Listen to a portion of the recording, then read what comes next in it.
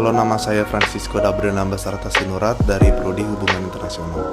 Perkenalkan, nama saya Restia Dewi Mulia Hayati, jurusan Hubungan Internasional. Perkenalkan, nama saya Jasiul Pratama Nenggolan dari Prodi Ilmu Hubungan Internasional.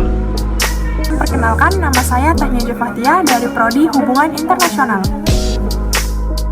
Trias politika adalah pemisahan kekuasaan atau juga disebut dengan istilah trias politika. Trias politika adalah sebuah ide bahwa sebuah pemerintahan berdaulat harus dipisahkan antar dua atau lebih kesatuan kuat yang bebas yang bertujuan mencegah satu orang atau kelompok mendapatkan kuasa yang terlalu banyak.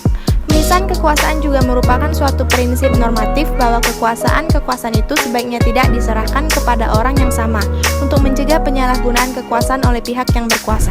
Sejarah trias politika, doktrin ini pertama kali dikenalkan oleh John Locke dan Montesquieu.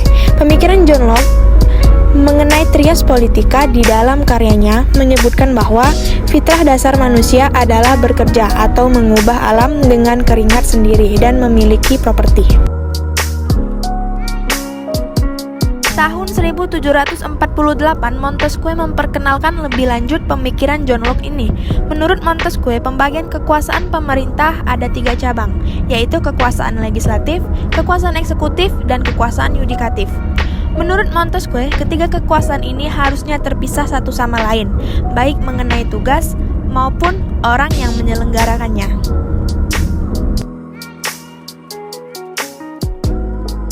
Pembagian kekuasaan dalam trias politika ada 3. Yang pertama, kekuasaan legislatif. Kekuasaan legislatif adalah kekuasaan yang membuat undang-undang.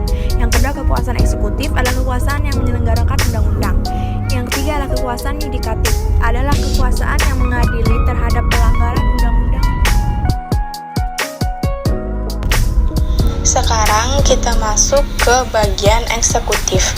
Kekuasaan eksekutif biasanya dipegang oleh badan eksekutif. Di negara-negara demokratis, badan eksekutif biasanya terdiri atas kepala negara seperti raja atau presiden beserta menteri-menterinya. Tugas badan eksekutif menurut tafsiran tradisional asas trias politika hanya melaksanakan kebijaksanaan yang telah ditetapkan oleh badan legislatif serta menyelenggarakan undang-undang yang dibuat oleh badan legislatif. Seiring perkembangan negara modern, dapat dikatakan bahwa badan eksekutif sudah mengganti pada legislatif sebagai membuat kebijaksanaan yang utama. Wewenang badan eksekutif mencangkup beberapa bidang, yaitu administratif, legislatif, keamanan, yudikatif, dan diplomatik. Dalam mempelajari badan eksekutif di negara-negara demokratis, kita melihat adanya 2 macam badan eksekutif, yaitu menurut sistem parlementer dan sistem presidensial. Sistem parlementer dengan parliamentary eksekutif. Dalam sistem ini, badan eksekutif dan badan legislatif tergantung satu sama lain. Sifat ketergantungan ini berbeda dari suatu negara lain, akan tetapi umumnya dicoba untuk mencapai sama calon keseimbangan antara badan eksekutif dan badan legislatif. Sistem presidensial dengan vice eksekutif atau non-parliamentary eksekutif. Dalam sistem ini, kelangsungan hidup badan eksekutif tidak tergantung pada badan legislatif, dan badan eksekutif mempunyai masa jabatan tertentu. Selanjutnya, badan yudikatif. Badan yudikatif adalah studi tentang kekuasaan yudikatif yang bersifat yuridis. Yuridis sendiri, menurut KBBI, adalah bersifat hukum. Jadi sebenarnya kekuasaan yudikatif lebih memiliki ranah keilmuan hukum daripada ilmu politik.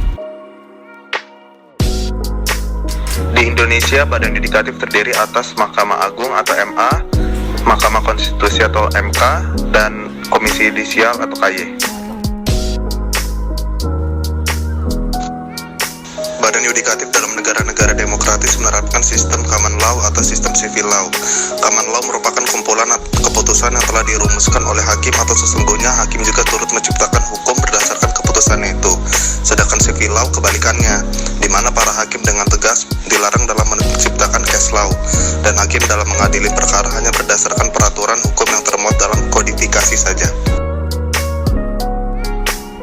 Badan Legislatif. Lembaga legislatif merupakan lembaga atau dewan yang mempunyai tugas serta wewenang membuat atau merumuskan undang-undang yang ada di sebuah negara. Fungsi Badan Legislatif. Badan Legislatif mempunyai fungsi yaitu pertama menentukan kebijakan dan membuat undang-undang, kedua mengontrol Badan Eksekutif dalam arti menjaga agar semua tindakan Badan Eksekutif sesuai dengan kebijakan yang telah ditetapkan, yang ketiga mengesahkan perjanjian-perjanjian internasional yang dibuat oleh Badan Eksekutif. Sistem legislatif terbagi menjadi 3. Yang pertama, masalah perwakilan atau representasi. Badan legislatif pada umumnya mewakili rakyat melalui partai politik. Ada beberapa kalangan yang merasa bahwa partai politik dan perwakilan yang berdasarkan kesatuan politik semata-mata mengabaikan berbagai kepentingan dan kekuatan lain yang ada di dalam masyarakat, terutama di bidang ekonomi. Kedua adalah sistem satu majelis dan sistem dua majelis.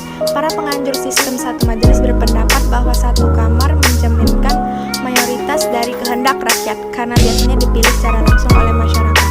Prinsip mayoritas inilah yang dianggap sesuai konsep demokrasi. Sedangkan sistem dua majelis memberi kesempatan kepada provinsi atau negara bagian untuk memajukan kepentingannya. Yang ketiga ada majelis tinggi dan majelis rendah. Biasanya anggota majelis tinggi ini berupa keturunan kerajaan atau ditunjuk dan dipilih. Sedangkan majelis rendah biasanya semua anggota dipilih dalam pemilihan umum. Badan legislatif di negara-negara otoriter. Peranan wewenang badan legislatif di negara komunis berlainan sekali dengan negara demokratis karena didasari dengan ideologi komunis. Dalam berpenguasaan dan wewenang badan legislatif perlu diperhatikan peran partai komunis selama 1917 sampai 1991 memegang kekuasaan sebagai partai tunggal.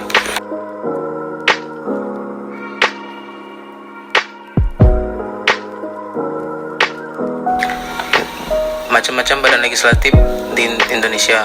Volksrat tahun 1918 sampai 1942, Komite Nasional Indonesia 1945 sampai 1949, DPR Nasional Republik Indonesia Serikat 1949 sampai 1950, DPR sementara 1950 sampai 1956, 5 DPR Pemilihan Umum 1956 sampai 1959, DPR Peralihan 1959 sampai 1960, DPR Gotong Royong Demokrasi Terpimpin 1960-1966, DPR Gotong Royong Demokrasi Pancasila yaitu 1966 sampai 1971, DPR Hasil Pemilihan Umum 1971. Baiklah, mungkin